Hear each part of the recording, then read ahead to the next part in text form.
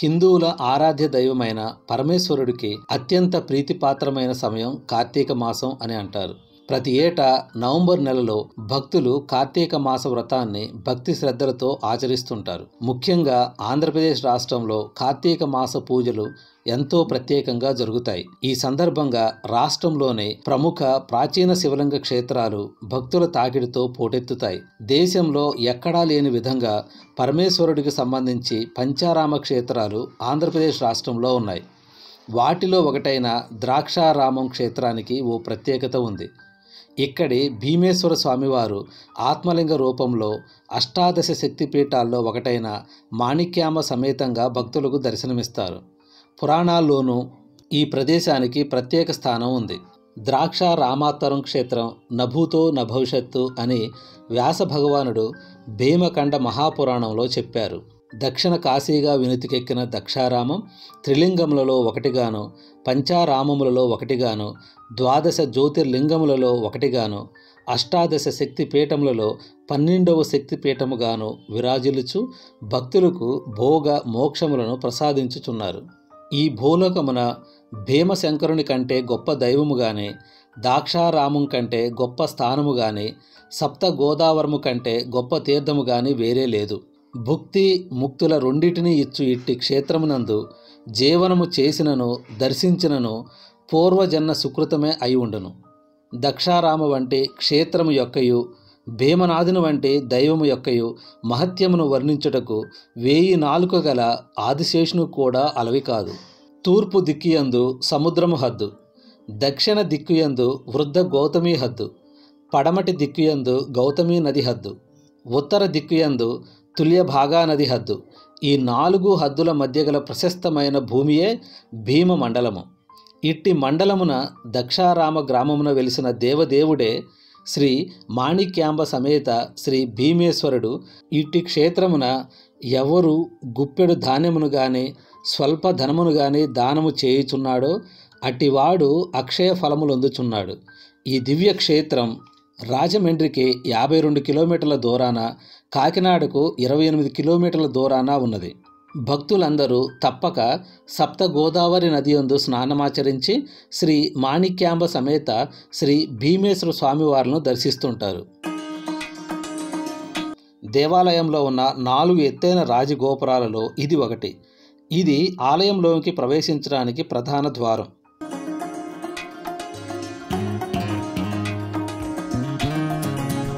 ఇక్కడ పూజా సామాగ్రి తీసుకోవచ్చు.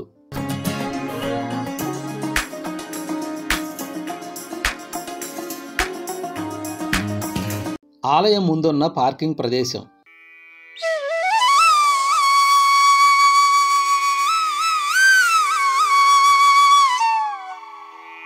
ఈ పార్కింగ్ ప్రదేశం పక్కనే పుష్కరిణి మరియు ప్రసన్నాంజనేయ స్వామి దేవాలయం ఉన్నాయి. ఇది దేవాలయం యొక్క సువిశాలమైన పుష్కరిణి.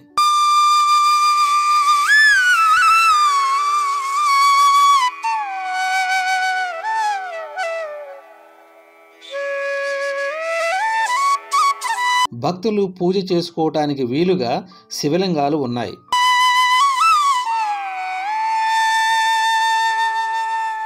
ఈ పుష్కరిణి పక్కనే శ్రీ పాకశాసన స్వామివారి దేవాలయం ఉంది.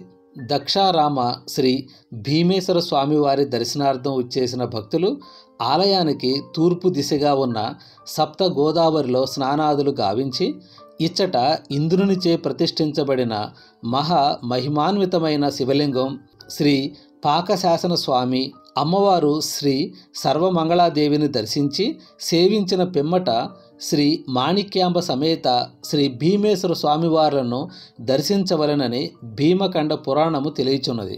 వివాహం కావలసిన స్త్రీ పురుషులు భక్తి ప్రవర్తులతో స్వామి అమ్మవార్లను మనసులో ధ్యానిస్తూ ఈ ఆలయం చుట్టూ 11 మార్లు గాని 108 మార్లు గాని ప్రదక్షిణలు చేసినచో సత్వరమే వివాహం జరిగి సుఖ సంతోషాలతో ఉండెదరని భక్తుల ప్రగాఢ విశ్వాసం.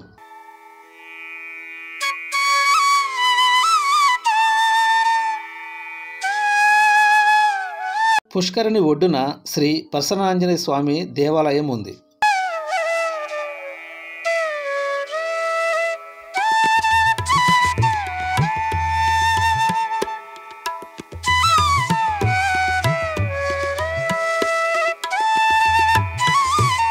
ఆంజనేయ స్వామి దేవాలయం పక్కన రథశాల ఉంది.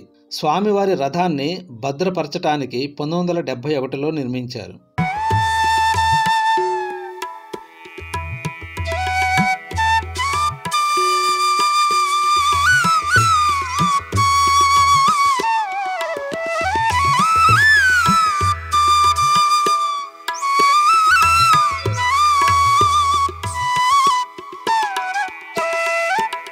భక్తులు రూమ్స్ కావలసిన వారు ఈ నెంబర్లకు ఫోన్ చేయవచ్చు.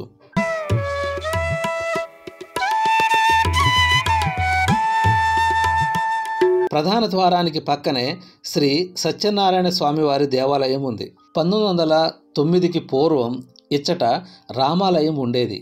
ఆ ఆలయం పూర్తిగా శిథిలమైపోవడంతో ఇచ్చట ఉన్న గ్రామ పెద్దలు కొంతమందిని సంప్రదించి అన్నవరం శ్రీ సత్యనారాయణ స్వామివారి ఆలయం దూరంగా ఉన్న కారణంగా ఇచ్చట శ్రీ సత్యనారాయణ స్వామివారి ఆలయం నిర్మించారు. ఈ ఆలయానికి కొంత భూమిని కూడా సేకరించారు. ప్రతి సంవత్సరం వైశాఖ శుద్ధ ఏకాదశి రోజున శ్రీ సత్యనారాయణ స్వామివారి కళ్యాణం ఘనంగా జరపబడుచున్నది. పైండావారి అన్నసత్రం ఇది ప్రధాన ద్వారానికి ఆనుకొని ఉంటుంది.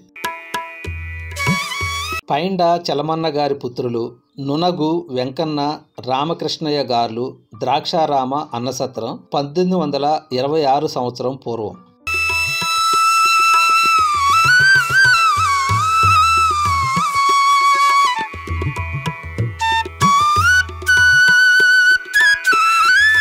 పురాణాల ప్రకారం తారకాసురుడు అనే రాక్షసుడు శివుడి కోసం ఘోర తపస్సు చేసి పరమేశ్వరుడి సాక్షాత్కారం పొందుతాడు. తారకాసురుడి భక్తికి మెచ్చిన పరమేశ్వరుడు ఏం వరం కావాలి అని అడగగా ఆత్మలింగం కావాలని కోరుకుంటాడు. దీంతో శివుడు తారకాసురుడికి ఆత్మలింగాన్ని వరంగా ప్రసాదిస్తాడు. బాలకుడి చేతిలో తప్ప మరెవ్వరి చేతిలోనూ తనకు మరణం ఉండకూడదనే వరాన్ని కూడా తారకాసురుడు పొందుతాడు. బాలకులు తనను ఏమీ చేయలేరని భావనతో ఈ వరాన్ని కోరుకుంటాడు. పరమేశ్వరుడు ప్రసాదించిన ఆత్మలింగాన్ని తన గొంతులో దాచుకుంటాడు. ఆ వర గర్వంతో దేవతలను, ఋషులను, ప్రజలను అనేక ఇబ్బందులకు గురిచేస్తాడు. తారకాసురుడి ఆగడాలను తట్టుకోలేని దేవతలు విష్ణువు వద్దకు వెళ్ళి రక్షించమని వేడుకుంటారు. అప్పుడు విష్ణువు తారకాసురుని వధించటం ఎవరి వల్ల కాదని, శివాంశతో జన్మించిన బాలకుడి వలనే దీనికి పరిష్కారం లభిస్తుందని సెలవిస్తాడు. దీంతో దేవతలు పరమేశ్వరుని శరణు వేడగా పరమేశ్వరుడు పార్వతీదేవితో కలిసి కుమారస్వామికి జన్మనిస్తారు. రుద్రగణములకు ఆధిపత్యం వహించి కుమారస్వామి తారకాసురుడిపై యుద్ధం చేస్తాడు. ఆత్మలింగాన్ని ఛేదిస్తేనే తారకాసురుని వధించడం సాధ్యపడుతుందని తెలుసుకొని తారకాసురుని గొంతులో బాణాన్ని ప్రయోగిస్తాడు. దీంతో ఆత్మలింగం 5 ముక్కలుగా చెదిరిపడి తారకాసురుడు మరణిస్తాడు. భూమిపై 5 ముక్కలుగా పడిన ఆత్మలింగాలను అదే ప్రదేశంలో కుమారస్వామి, ఇతర దేవతలు ప్రతిష్ఠించారు. అవే ద్రాక్షారామం సహా ఆంధ్రప్రదేశ్ రాష్ట్రంలో ఉన్న పంచారామ క్షేత్రాలు. చాళుక్య రాజైన భీముడు ద్రాక్షారామం ఆలయాన్ని నిర్మించడంతో దీనిని భీమేశ్వర ఆలయంగా పిలుస్తారు. ప్రధాన ద్వారం నుండి లోపలికి రాగానే కొంచెం ముందుకు నడిచిన తర్వాత కుడిచేతి పక్కన శ్రీ దక్షిణామూర్తి మరియు శ్రీ అన్నపూర్ణ సమేత శ్రీ కాశీ విశ్వేశ్వర స్వామి వార్ల దేవస్థానం ఉంది. 1852వ సంవత్సరంలో చిత్తూరు జిల్లా వెంకటగిరి సంస్థానంలో దివాన్జీగా పనిచేయచ్చు ఆ రాజుగారి వద్ద సెలవు తీసుకొని కాలినడకన కాశీపురం చేరుకొని అక్కడ 15 సంవత్సరాలు ఉండి బ్రహ్మచర్యం వహించి శ్రీ దక్షిణామూర్తి స్వామి వారి ఉపాసన చేసి అక్కడ మణికర్ణికా ఘాట్ నుండి ఒక శివలింగము మరియు అన్నపూర్ణ విగ్రహంను తీసుకొని వచ్చి అప్పటి శ్రీ భీమేశ్వర స్వామివారి ఆలయం ధర్మకర్త అయిన శ్రీ రాజా కాకర్లపూడి రాజా గోపాల నరసరాజు రామచంద్రపురం వారిని సంప్రదించి వారి అనుమతితో శ్రీ భీమేశ్వర స్వామివారి ఆలయ ప్రాంగణంలోనే ఆగ్నేయ భాగమందు శ్రీ దక్షిణామూర్తి స్వామివారిని మరియు శ్రీ అన్నపూర్ణ సమేత శ్రీ కాశీ విశ్వేశ్వర స్వామివార్ల విగ్రహాలను ప్రతిష్ఠ గావించినట్లుగా పురాణ గాథ. ప్రతి సంవత్సరం మాఘ బహుళ ఏకాదశి రోజున శ్రీ స్వామివారికి దివ్య కళ్యాణం జరుగుతుంది. కార్తీక మాసం చివరిలో 1,00,000 బిల్వార్చన జరుగును. ప్రతి గురువారం శ్రీ దక్షిణామూర్తి స్వామివారికి విశేషంగా అభిషేకములు, ప్రతి సోమవారం శ్రీ కాశీ విశ్వేశ్వర స్వామివారికి అభిషేకములు, ప్రతి శుక్రవారం శ్రీ అన్నపూర్ణాదేవికి కుంకుమార్చనలు జరపబడుచున్నవి.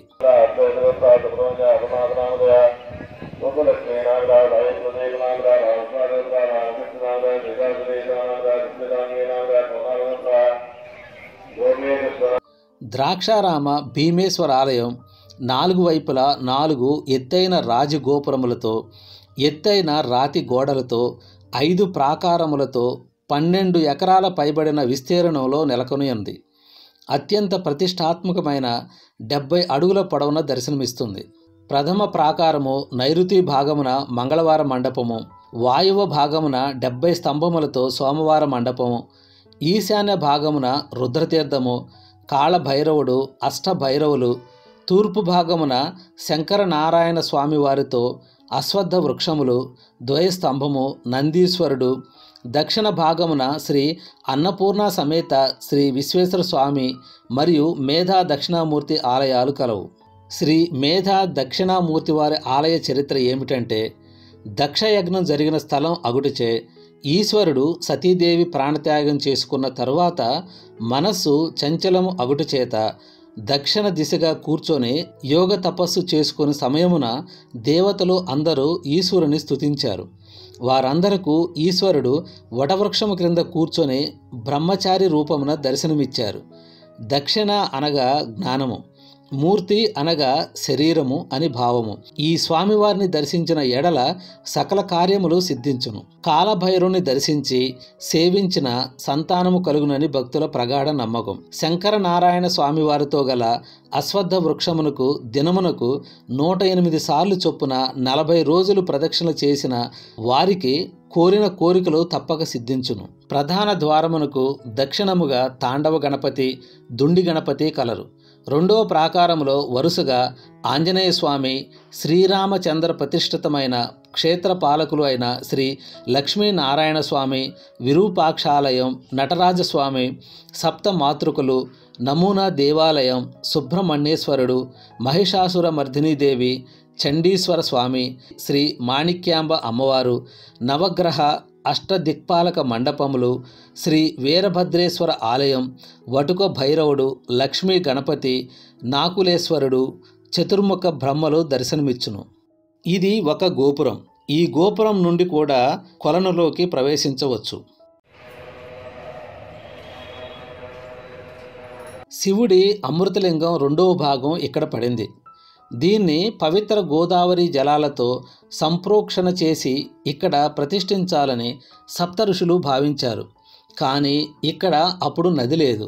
గోదావరిని ప్రార్థించారు. ఆమె మహర్షులతో ప్రయాణమై వచ్చింది.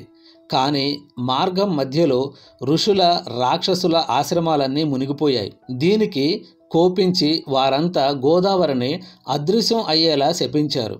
అప్పుడు తుల్యభాగుడు అనే రాక్షస ఋషి మధ్యవర్తిగా ఉండి గోదావరిని అంతర్వాహినిగా ప్రవహించేటట్లు చేస్తాడు.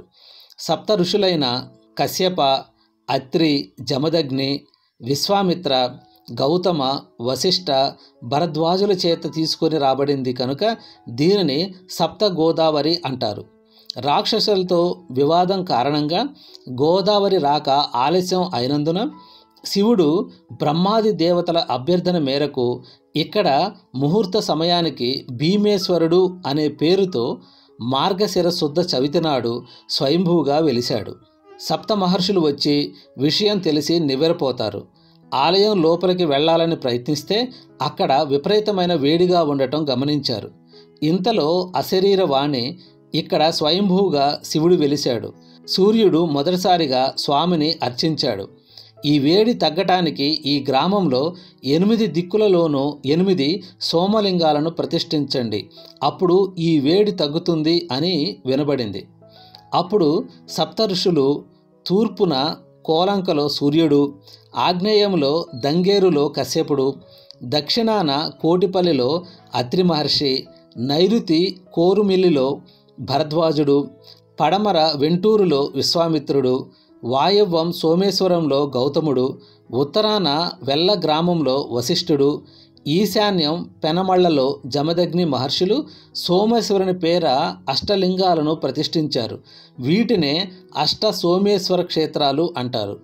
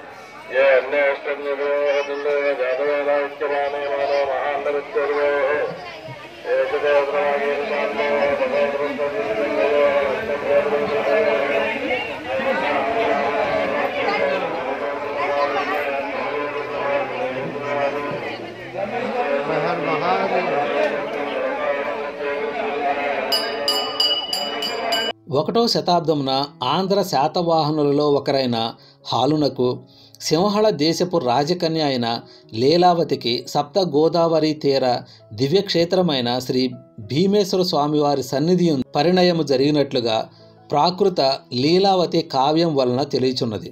హాలుని గాథా సప్తసతి నందు కూడా ఈ క్షేత్ర వైభవము తెలియచున్నది. రాజరాజ నరేంద్రుని పూర్వీకుడైన చాళుక్య భీముడు ద్రాక్షారామంలో భీమేశ్వర స్వామివారి ఆలయాన్ని నిర్మించాడని చారిత్రక ఆధారాలు చెప్తున్నాయి.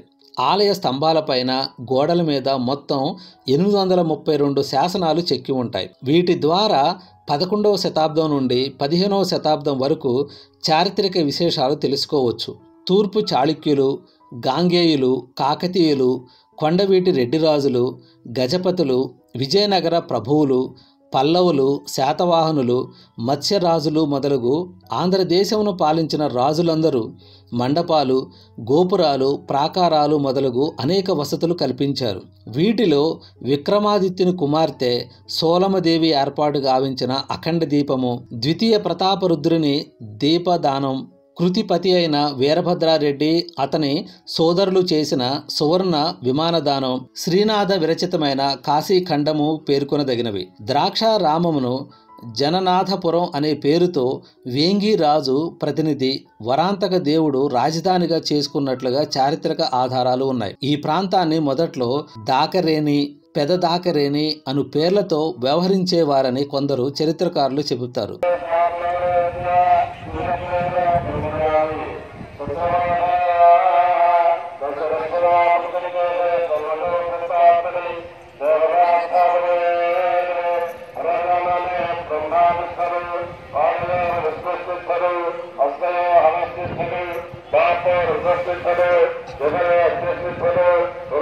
విద్యుత్ శక్తి లేని రోజుల్లో ఈ ప్రాకారములు కటిక చీకటితో నిండి ఉండేవి.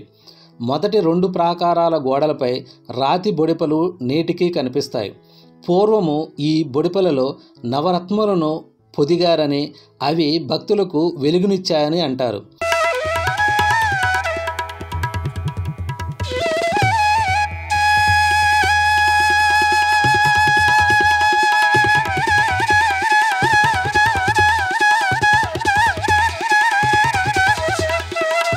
ద్రాక్షారామమునకు సమీప గ్రామమైన వేగాయమ్మపేట జమీందారులు శ్రీమతి వాడ్రేవు రంగనాయకమ్మ గారి కుమారులు శ్రీ రాజా వాడ్రేవు విశ్వసుందర్రావు బహదూర్ వారు ఈ ఆలయమునకు 125 ఎకరముల మాగాణి భూమిని శ్రీవారి పూజలకు గాను సమర్పించారు.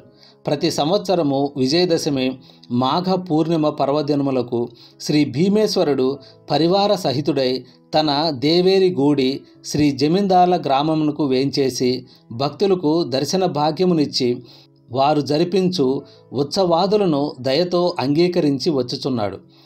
ఈ ఆలయంలో నిత్యోత్సవ, పక్షోత్సవ, మాసోత్సవ, సంవత్సరోత్సవములను అనాది నుండి కడు వైభవంగా జరుగుతున్నవి. వీటిని నిర్వహించుటకు రాజులు, జమీందారులు, రాజప్రతినిధులు, మంత్రులు, భక్తులు భూ కనక వస్తు వాహన ద్రవ్య రూపాల్లో పెద్ద ఎత్తున విరాళాలిచ్చారు. ఉత్సవాలకు విచ్చేసే యాత్రికుల వసతి కొరకు సత్రాలను కూడా నిర్మించారు. దూర ప్రాంతముల నుండి వచ్చు యాత్రికులకు కాకినాడ వాస్తవులు, శ్రీ మోరకస గోత్రీకులు, శ్రీ పైండ వెంకన్న రామకృష్ణయ్య సోదరులు 1826 పూర్వం నుండి 2 పూటల ఉచిత అన్న ప్రసాద వితరణ చేయుచున్నారు.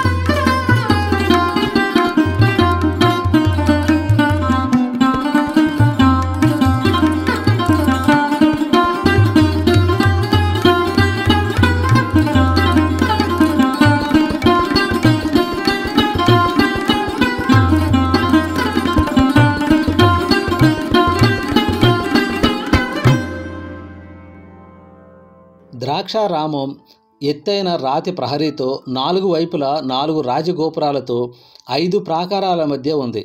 మొదటి ప్రాకారంలో కొబ్బరి తోటలో, నైరుతి భాగంలో మంగళవార మండపం, వాయువ్యంలో 70 స్తంభాలు సోమవార మండపం, ఈశాన్యంలో రుద్రతీర్థం, కాలభైరవుడు, అష్టభైరవులు, తూర్పున అశ్వత్థ వృక్షం మొదలులో శంకర నారాయణులు ఉంటారు. తూర్పున నందీశ్వరుడు, ద్వైస్తంభం ఉన్నాయి. దక్షిణాన శ్రీ అన్నపూర్ణ సమేత విశ్వేశ్వర స్వామి, మేధా దక్షిణామూర్తి ఆలయాలు ఉన్నాయి.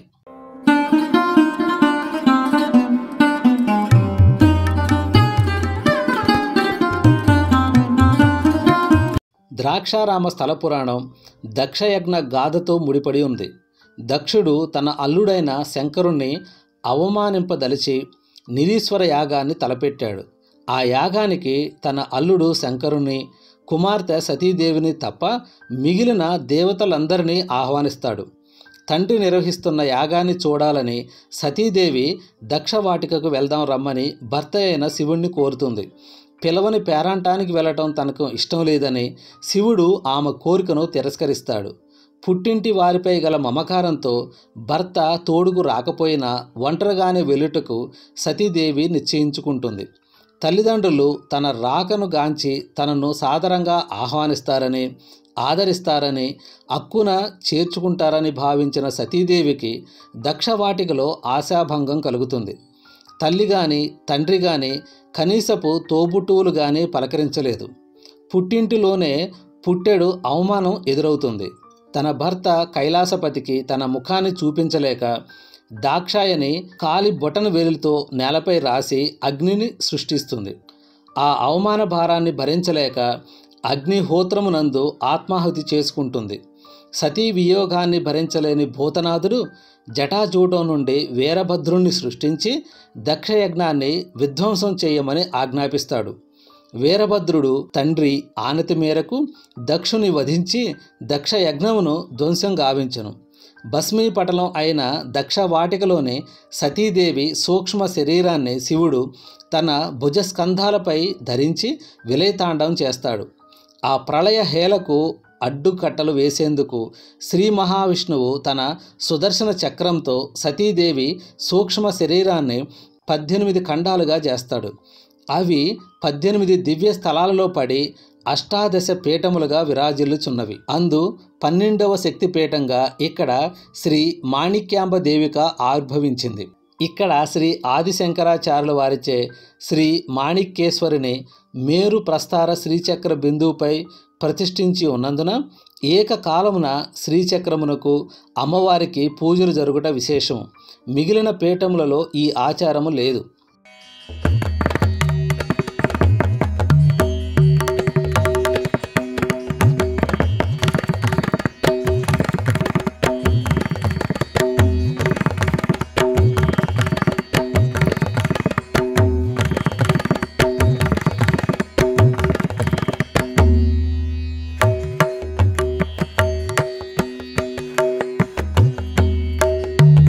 ద్రాక్షారామ భీమేశ్వరాలయానికి లక్ష్మీనారాయణుడు క్షేత్రపాలకుడు కావటం విశేషం.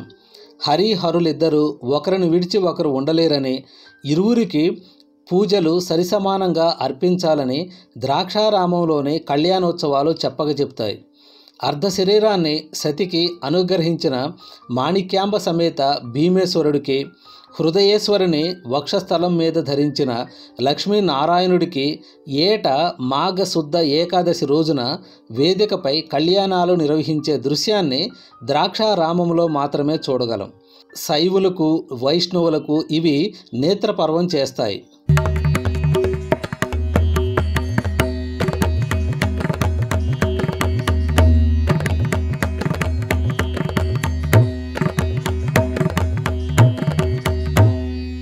భక్తులు మొదట ప్రధాన ప్రాకార మండపం వద్ద కుడివైపు నాట్య గణపతిని దర్శించి, ఎడమవైపున దుండి గణపతిని చూసి లోపలికి వెళ్ళి కుడివైపు శ్రీరామ ప్రతిష్ఠితమైన క్షేత్రపాలకుడు లక్ష్మీనారాయణులను దర్శించి, ఎడమవైపున శ్రీకృష్ణదేవరాయలు ప్రతిష్ఠించిన విరూపాక్ష స్వామిని చూసి ఆలయ నమూనాని చూడాలి.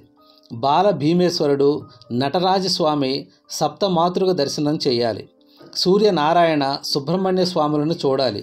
మహిషాసుర మర్దిని, చండీశ్వర స్వామి, నవగ్రహ అష్టదిక్పాలక మండపాలు, శ్రీ వరభద్రేశ్వర ఆలయం, వటుక భైరవుడు, లక్ష్మీ గణపతి, నకులేశ్వరుడు, చతుర్ముఖ బ్రాహ్మలు మొదలైన ప్రాకార దేవతలను చూడాలి.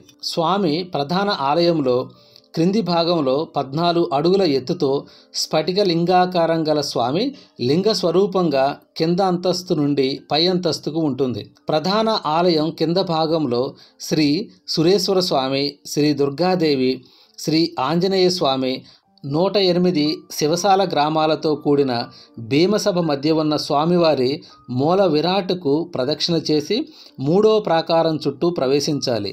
దీనినే చీకటి కోణం అంటారు. 4వ ప్రాకారం చూసి కింది అంతస్తులో మూల విరాట్కు నమస్కరించాలి. ఇక్కడ పూజ అభిషేకాలు ఉండవు.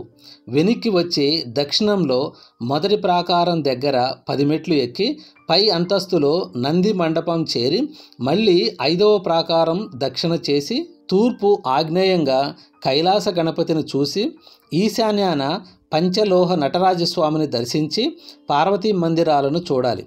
కింది భాగంలో పానవట్టం నుండి 14 అడుగుల ఎత్తు ఉంది. పై అంతస్తు వరకు వ్యాపించిన భీమేశ్వర స్వామి పైభాగం 3 అడుగుల లింగాన్ని దర్శించాలి. ప్రదక్షిణ మండపంలో దక్షిణ నైరుతిలో రాతి స్తంభంపై శ్రీ వ్యాస భగవానుని విగ్రహం తప్పక దర్శించాలి. అంతరాలయంలో పార్వతీ అమ్మవారు ఉత్సవమూర్తులు ఉంటారు. పై అంతస్తు గర్భాలయంలో 3 వైపులా విశాలమైన కిటికీలతో కింది నుంచి పైకొచ్చిన భీమేశ్వర మహాలింగాన్ని దర్శించవచ్చు. పక్కనే ఉన్న మాణిక్యాంబ అమ్మవారిని దర్శించాలి. తూర్పు వైపు మెట్ల మీదుగా కిందికి దిగాలి. 10 మెట్లు దిగితే శ్రీ చక్రస్థిత అష్టాదశ శక్తిపీఠాలలో 12వది అయిన మాణిక్యాంబ అమ్మవారిని ప్రత్యేక ఆలయంలో దర్శించాలి. మాఘ శుద్ధ ఏకాదశి భీష్మ ఏకాదశికి మాణిక్యాంబ సహిత భీమేశ్వర స్వామికి లక్ష్మీనారాయణులకు ఒకే ముహూర్తంలో నిర్వహించడం విశేషం. శివకేశవ అభేదాన్ని ఇక్కడ చూడగలం.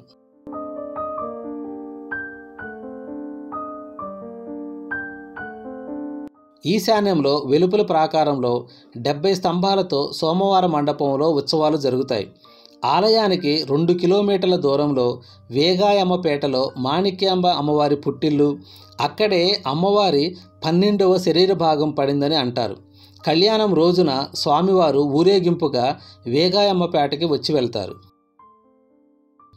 ఇక్కడి పంచతీర్థాలైన దక్షయజ్ఞం జరిగిన దక్షతీర్థం, సతీదేవి శరీర భాగం పడిన ముక్తి క్షేత్రమైన వేగాయమ్మపేట ఎల్లారమ్మ గుడి, పాపహారిణి అయిన భీమపేటలోని సోమతీర్థం, హిమవంతుడు తపస్సు చేసి శంకర వరం పొందిన హైమావతి క్షేత్రం, సప్త ఋషులచే గౌతముని అంతర్వాహినిగా తీసుకురాబడిన సప్త గోదావరి తీర్థక్షేత్రం అందరూ ఓపికగా చూడదగినవి. ఇక్కడే 12 జ్యోతిర్లింగాలు ఇంద్రేశ్వర, సిద్ధేశ్వర, యోగేశ్వర, కాళేశ్వర, యమేశ్వర, వీరభద్రేశ్వర, కపాలేశ్వర, కుకుటేశ్వర, సోమేశ్వర, మహేశ్వర, సప్తకోటి రామలింగేశ్వర క్షేత్రాలన్నీ ద్రాక్షారామం చుట్టూ ఉన్నాయి. భీమాశ్వరాలయం మొదటి ప్రాకారంలో కాలభైరవాలయం వెనక రుద్రతీర్థం ఉంది. ఇక్కడ స్నానం చేస్తే పంచమహాపాతకాలు నశిస్తాయి. ఆలయ వంశపారంపర్య ట్రస్టీలు, వేగాయంపేట జమీందారులు వాడ్రేవు రంగనాయకమ్మ గారి కుమారులు వాడ్రేవు విశ్వసుందర్రావు బహదూర్ ఆలయాన్ని అభివృద్ధి చేశారు. 125 ఎకరాల ఈనాం భూమిని స్వామికి సమర్పించారు.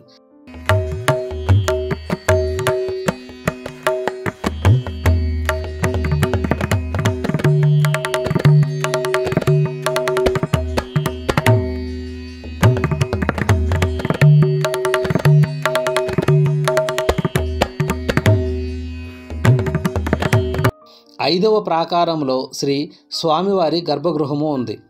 అందు ఎత్తైన పీఠములో స్వామివారు వ్యాఘ్ర చర్మధారి అయి కండ్లకు మనోరంజకంగా దర్శనమిచ్చును.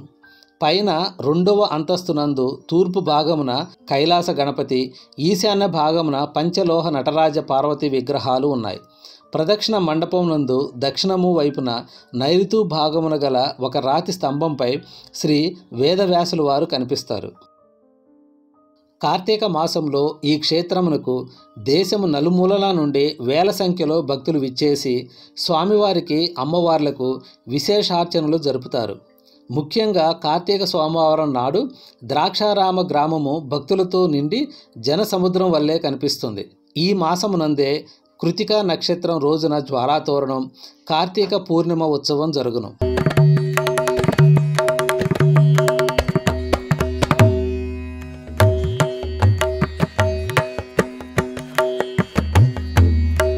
భోగమోక్ష వరప్రసాదితుండైన శ్రీ మాణిక్యాంబ భీమేశ్వరులను దర్శించి పూజించి స్మరించి తరింతురుగాక.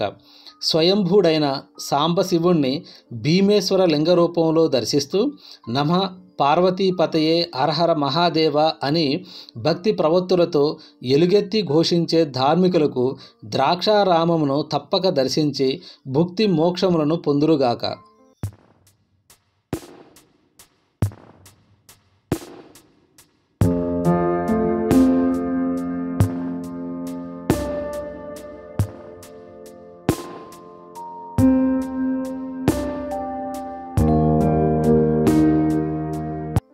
ఈ ద్రాక్షారామం కాకినాడకు 28 కిలోమీటర్ల దూరంలోనూ, రాజమండ్రికి 50 కిలోమీటర్ల దూరంలోనూ, అమలాపురానికి 25 కిలోమీటర్ల దూరంలోనూ ఉంది. రైలు ద్వారా రాజమండ్రి, కాకినాడ చేరుకొని అక్కడ నుంచి ఇతర వాహనాల్లో కానీ బస్సులో కానీ ఈ క్షేత్రానికి చేరుకోవచ్చు.